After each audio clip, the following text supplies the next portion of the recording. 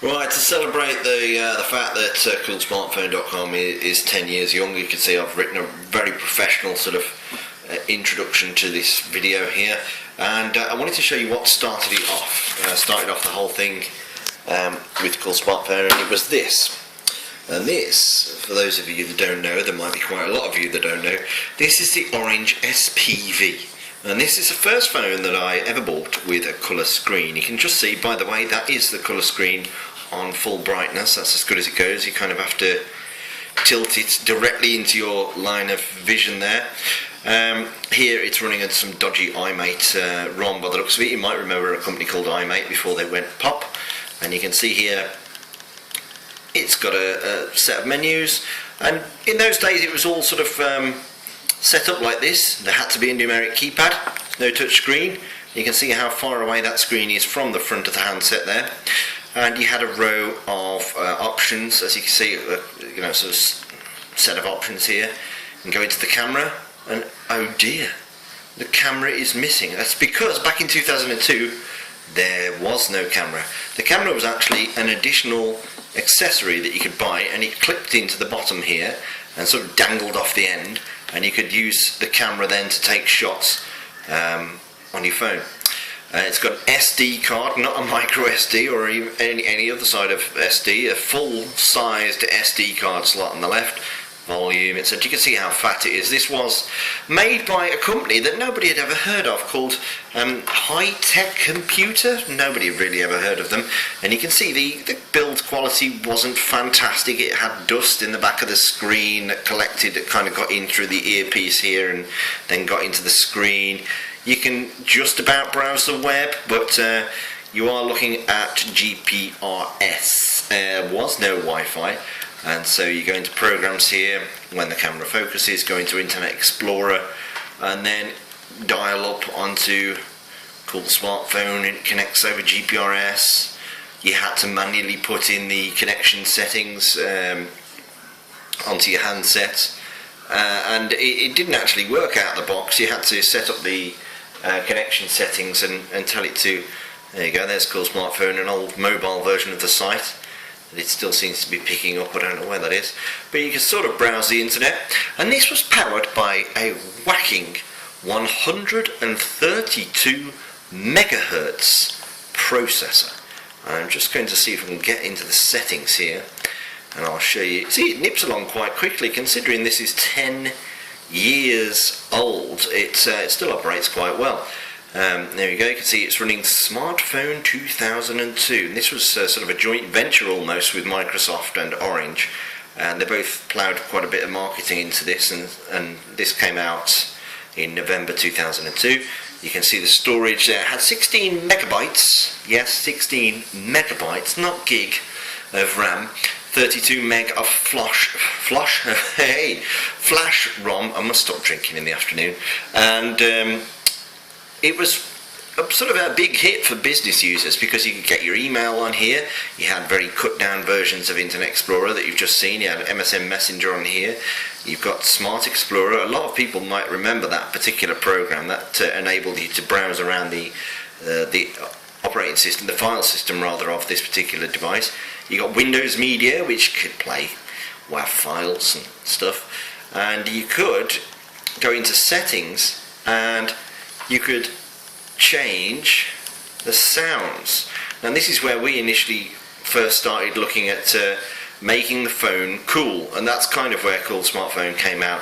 But you can change the ringtone, you could upload your own ringtones, and it started off being WAV files, WMA files of a certain bit rate. But that is the Orange SPV. Now shortly after the SPV came out, and by the way, I've actually got my Orange SIM in there, that is working fine still to this day and receives calls, sends calls. This came out, this is the SPV E100, which is sort of an updated version of the SPV really. It's called the Tanager, by the way. This is called the Htc Canary. This is the Tanager. I think it's probably pronounced that way. Had a same CPU, pretty much exactly the same. This one actually I haven't managed to get charged up. You can see the connection on the bottom there. It isn't focused. Let's say that. Let's see if we can get it in better light over here. But this one I haven't managed to charge up, but you can see there it's got a joystick on it to control it. Come on camera, let's focus. Let's do this focusing thing. It's really good. And on the back, pretty much exactly the same. We've got some slightly better design on this one. It was more rounded than the... Hey, it's focused. Wow. Look, so you can see how similar it was to the original SPV. They just made it a bit more rounded, a bit more modern looking. Same sort of width as the original SPV. There's a connector on the bottom. There's your 2.5mm audio port, which annoyed quite a few people because you had to buy an adapter. And on the top here is an infrared port. Anybody remember that? Beaming data via infrared. Wow, the bitrate on that was astonishing. So that's the temperature, same pretty much setup. And here was the big leap forwards. This is the Orange SPV E200. Now the E200 ran Smartphone 2003. This was a real leap forwards.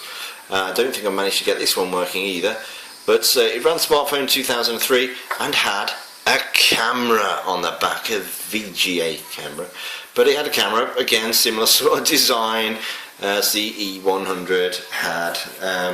It had 64 megs of flash ROM on this one, and again similar sort of design, button layout, sort of little button on there to control up and down the menus, exactly the same pretty much as the E100, apart from the camera was on board, and that was a massive leap forward because lots of phones by that stage had started getting onboard cameras, so Microsoft were lagging behind at that stage just purely because they didn't have the camera. Now obviously I've looked at HTC kit so far, and this is the Motorola Mpls 200. Now it had a little screen on the front, only had about 9 lines of text I think it was on the front there, but I love the style of this and the design of it. It was really a lot better than the E200. I think this came out about, I think it's December 2003, but it did cause a bit of fuss because it was still running Smartphone 2002, I believe. So as you can see here, the design of it is very good. I did like it. It still stands the test of time, clicks into place. It had a similar sort of screen resolution as the others of 176 pixels by 220 pixels. Had up 32 megs I think of RAM and 16 megs of internal storage, which only 8 was available to the user. Again, I've got to apologise for the focus being rubbish on this, but I'm doing it in a failing light. We have also the big leap forward, the C500, and this is when things got smaller. Look at this. Can we see that screen, Mr. Camera? Are you going to bother focusing at all today? Yes, sim failure.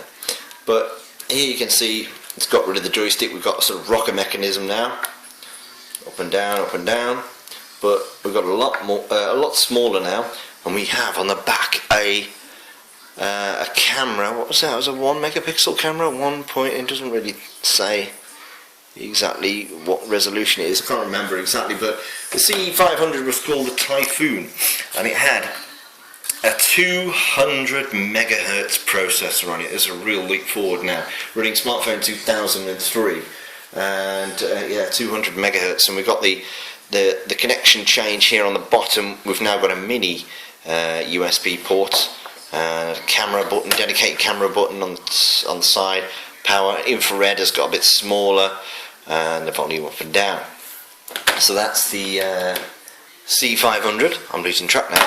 And then after that we got the 550, which I don't have here, I think it was, and then we've got this, which is the 600 or Faraday, I believe it was, and this is running, if I could get it working, which I can't unfortunately, Windows Mobile 5 I believe it was, anyway, but I don't I don't think it was actually. I think it was probably 2003 second edition as well.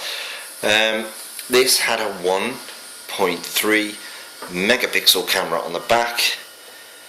Again, if it focused, you could actually perhaps see it say 1.3 megapixel on the back. But there's the C600, and it had this was released in December 2005, so really clocking on through the years now. And it had 64 meg of ROM and RAM as well, I believe, on that one. And then as we go forward, then we go from that to the SPV M2000. Anybody remember this? This is sort of a touchscreen pocket PC device. It's also known as the Blue Angel, or the QTech 990, I believe it was. And this runs Windows Mobile 2003 second edition. Can I get this fired up? On. There we go. Oh, look at that. Retro. And you had to have a stylus to get this working. There was no capacitive screens back then. And you can see here, there's the screen that you're probably familiar with. You could use this. It was sort of a midpoint between a touchscreen and non-touchscreen, but obviously this is touchscreen. Going to Internet Explorer. This had Wi-Fi on it as well, as a real change. And of course, a QWERTY keyboard that slid out on the bottom here. 400, count them, 400 megahertz of raw power on this one, and it had a 240 by 320 pixel screen. Wowzer. And the stuff you could do on here was astonishing. And you could Bluetooth. You had a PDF viewer. Let's scroll down. Here's Word, and you can see this is why businesses loved it. Excel. Your sort of pictures are on here, and you had Windows Media, so you sort of could still play about and be business orientated as well. And there's a camera sort of stuffed on the back there. As we go for what else have I got? I've got this, the Htc Titan. I really loved this device. This was the SPV M3100. It was also known as on Orange. Every network called it something slightly different, because still at this point HTC were kind of being pushed into the background. Nobody really knew who they were, because networks were putting their brand onto all of this kit. You will not see HTC mentioned on any of these devices here. And this came out after the M2000, and they still weren't showing the HTC logo. So M3100, the Titan, June 2006. You can see this is 2006 now, still no HTC logo on there. 400 megahertz processor again. It ran Windows Mobile 6, and it had a micro SD card slot on the side instead of the SD card slots that we'd seen on all the other bits of kit before. 64 meg of RAM, 128 meg of ROM, and a 2 megapixel camera with a switcher, so you could switch to macro mode and take some up close shots. And look, there's a little mirror so I can see myself. Yay! And then we've got this over here, which is broken because somebody's put some weird ROM on there. But anyway, it is the Htc Touch Dual. Look at that! It's like a pocket PC with a numeric keypad on it. The Touch Dual, this came out in 2007, running Windows Mobile 6, 400 megahertz processor again, similar to this and this, and it had a lot more ROM and RAM on here. 320 by 240 pixel screen, but I have to say this is all a very nice trip down memory lane. But even though I've just broken one of the phones, this really was the phone that started everything at Coolsmartphone.com. And this thing is responsible for the last 10 years of me writing, updating and filming stuff for the site. And if it wasn't for this, we wouldn't be covering, and I wouldn't be doing what I am doing now.